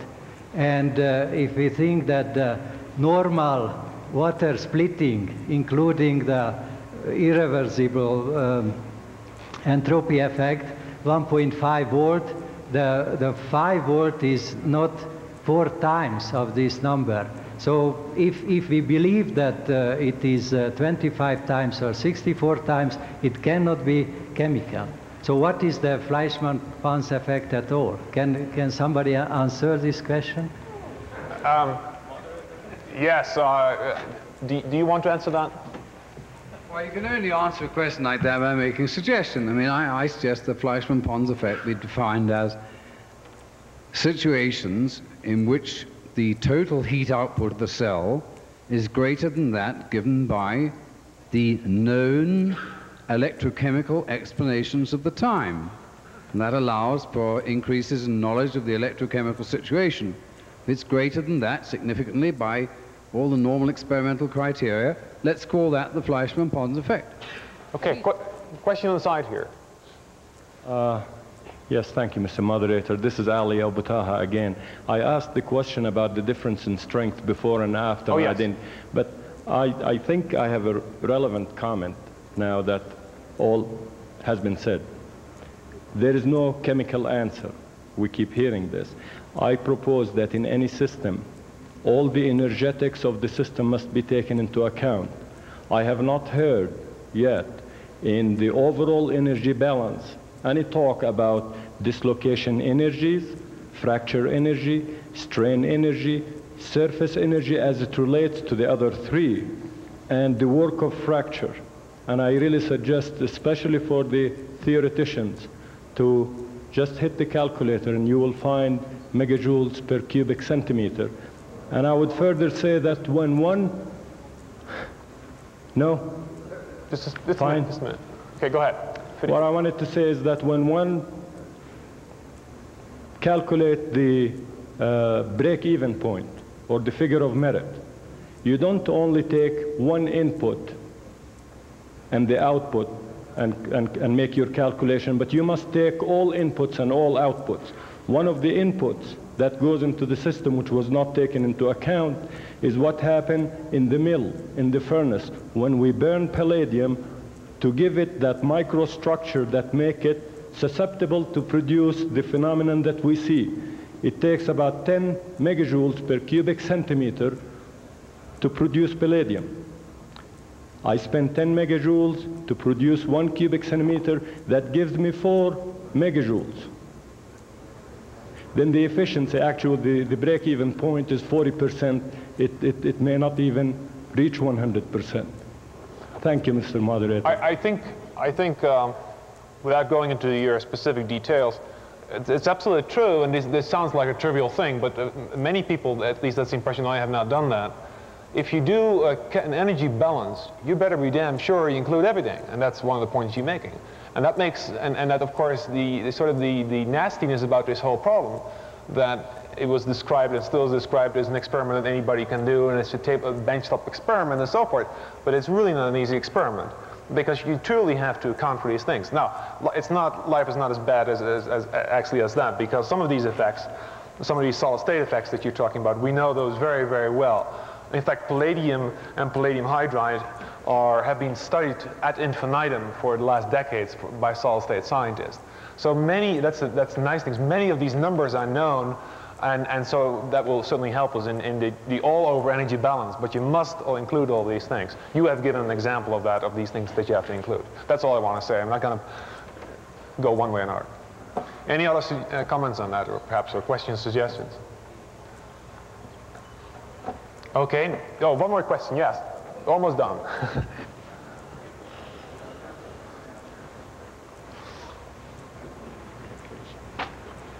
Eric Wheatley, J-Corps. The last speaker raised the question about the initial starting conditions of the palladium electrodes. The fact we've been discussing recombination cells tonight and today raises the possibility that you can start with a palladium electrode that's uncharged, put it in a recombination cell, a completely closed system, start the thing up, you'll generate some excess oxygen while you're charging the electrode. You can keep that off in a side container somewhere, starting with a sufficiently small electrode. What I'd like to ask is there some agreement we can reach on an agreed upon initial condition for the palladium such that if we did a closed cell experiment, no one would come back and say, well, you forgot to take into account this energy that was put in previous to starting the experiment? It's a general question, really, to anyone. Anybody wants to comment on that? Point is well taken. I mean, unfortunately, this is a multidimensional parameter of space, so that's not always easy to control. Okay, if no further... Oh, yeah, I'm sorry. One more question. Yes. I think it might be wise first to do the Feldberg Brookhaven. Do the recombination. Then if you still see excess heat, then proceed to try to bury these second points. Good suggestion. Good suggestion. Yes, do you have a comment on that? Well, not on that. No. You have another question? Nate Hoffman from ETech Rocketdyne. This was something that came up a little while before from the Los Alamos chemist. I was talking to some of the Savannah River people. The source of deuterium gas can either be from a hydrogen deuterium tritium source, where they get the deuterium from the gas phase, or you can get deuterium from the electrolysis of heavy water. Now, from the analyses we've looked at, people who get deuterium that was obtained from the gas phase, you can have 10 to the 4th higher ratio of tritium to deuterium than the deuterium gas obtained from the electrolysis of the heavy water. So what I'm asking is that people who are using deuterium either to pre-charge their specimen, gaseous deuterium, or sparging, take a look at what the ratio of tritium to deuterium is in their gas. In heavy water, it's about 1 in 10 to the 14th. We have seen in deuterium about 1 in 10 to the 10th, and it depends on what your source of the deuterium is. I think that's a good comment. I think that that's a valid point. Okay, no more questions. Then I thank you all for your patience and your intensive efforts here.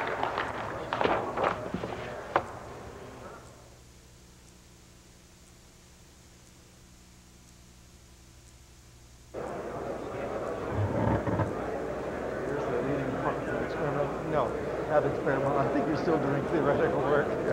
Condensed matter theorist. Yeah, I think you do. It's amazing how these old timers used to publish in that field. Nobody goes back to the Oppenheimer Phillips paper. That's right. Yeah, that was nice.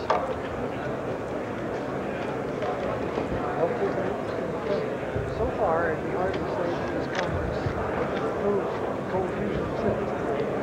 I think that's a conservative statement. If you bring your coffee with you, we can start.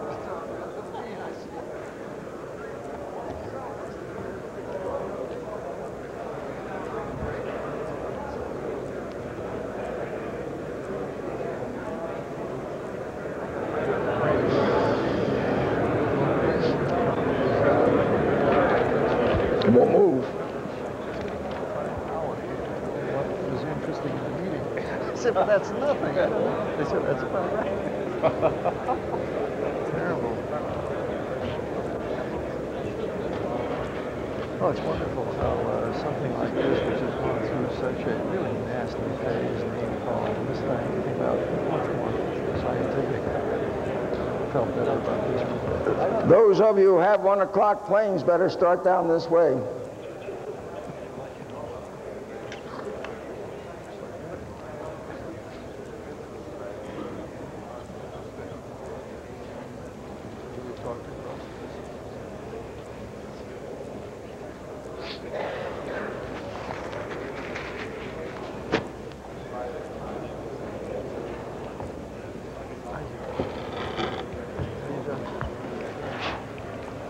Oh, Bob Schreifer. Oh, yeah. Where are you looking? Oh.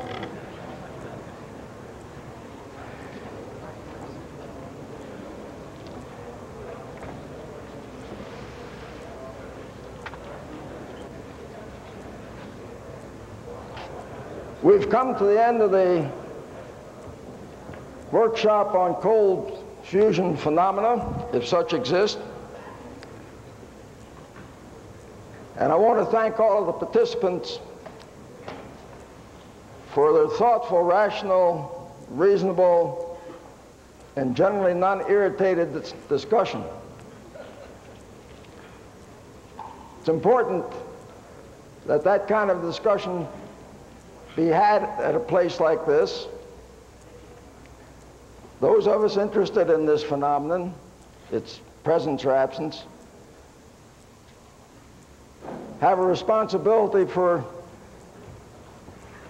carrying out our function in a proper fashion, since many people are interested in what goes on here. I take it that all of us are interested in nature and the way its materials and forces act, and that's obviously the basis for this workshop.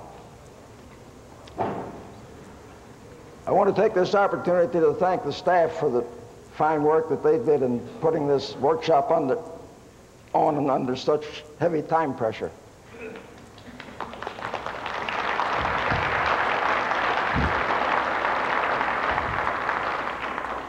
And Bob Schriefer will go into that in greater detail in a few moments.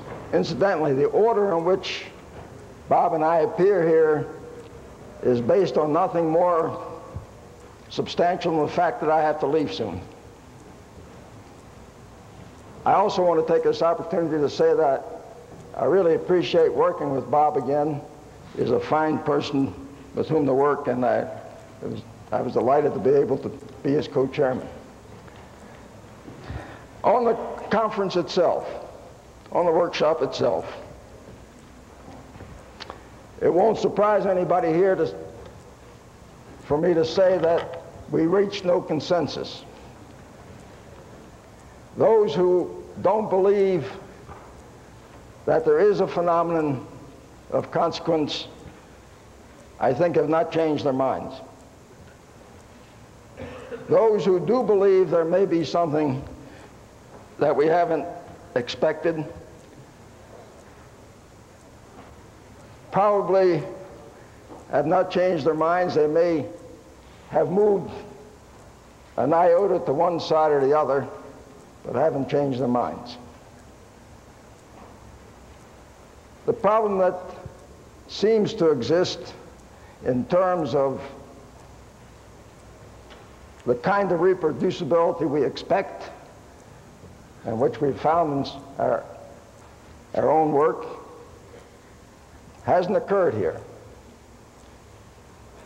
There's a lot of talk about conditions, about understanding or lack of understanding of instrumentation, errors, background, and the like.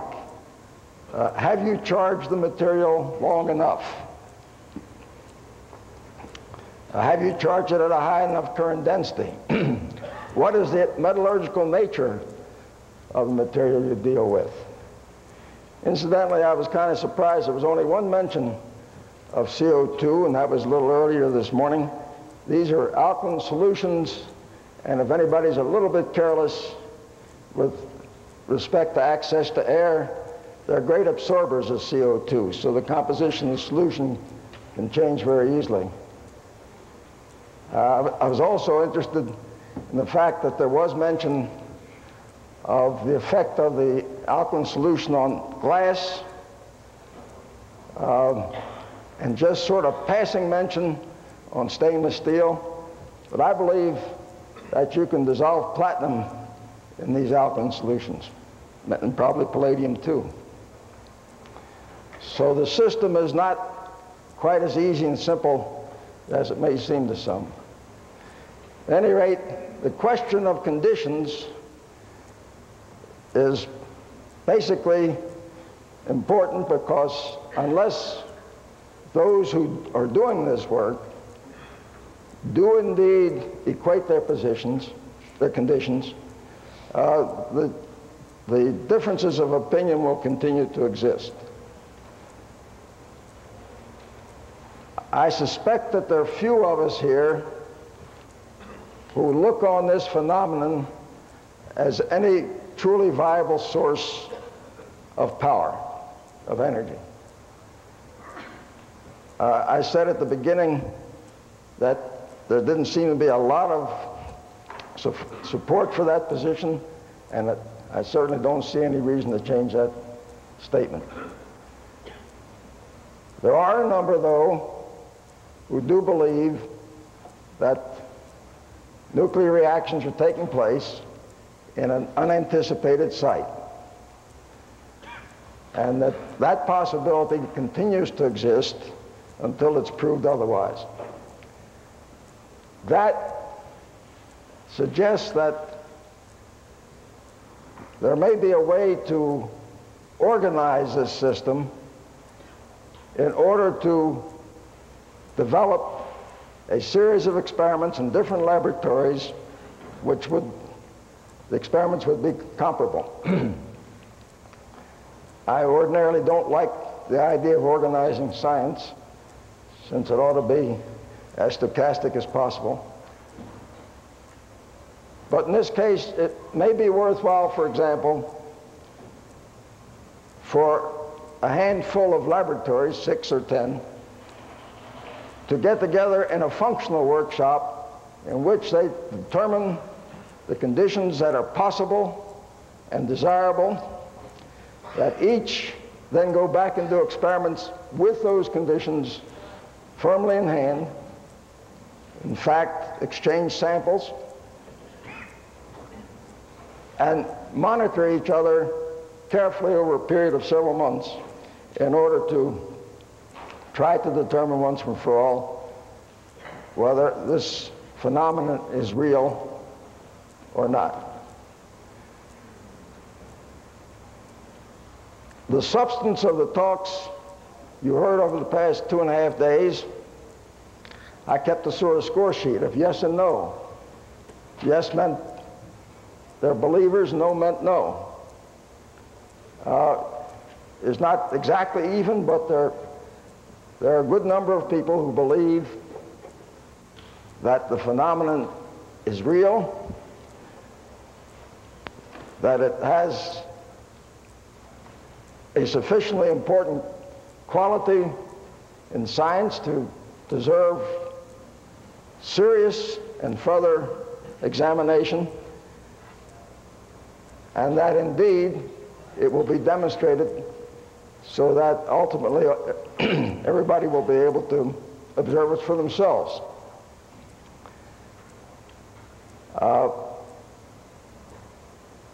What I can tell you is that the difference between the positions on Tuesday morning at 8 o'clock and Thursday morning at 10:30 is so close together that they're indistinguishable.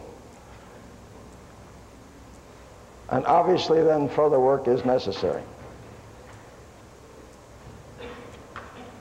I'm going to introduce to you now Bob Schrieffer, who is the co-chairman of this workshop, who has great insight into many aspects of this problem, and whose words I'm sure you will find very useful. Bob?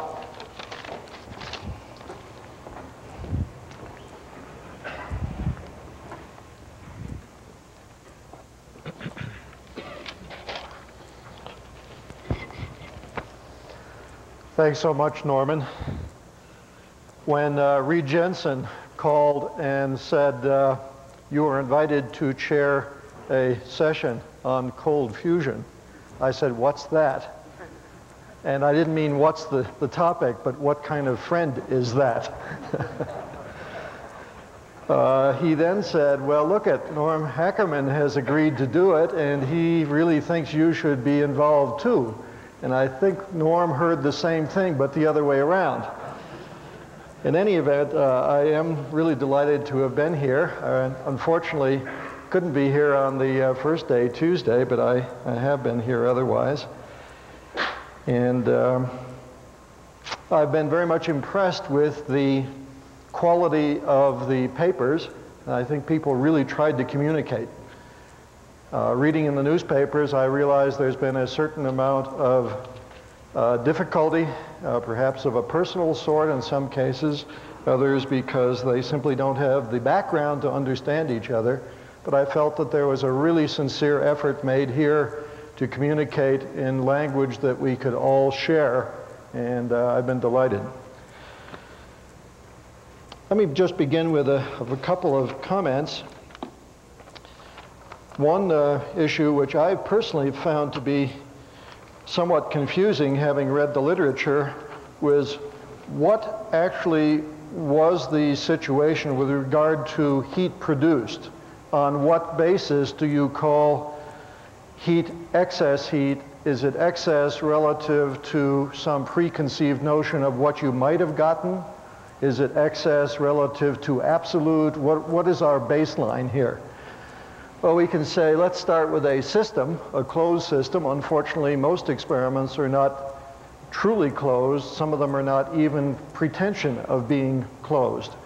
But if we assume the system, for sake of argument, is a closed system, then we have a certain power in and a certain power out. And the difference between the two, if you believe energy conservation, is supposedly the time rate of change of the energy of the system itself. Now, I don't think anyone is going to argue that energy is not conserved. Of course, Niels Bohr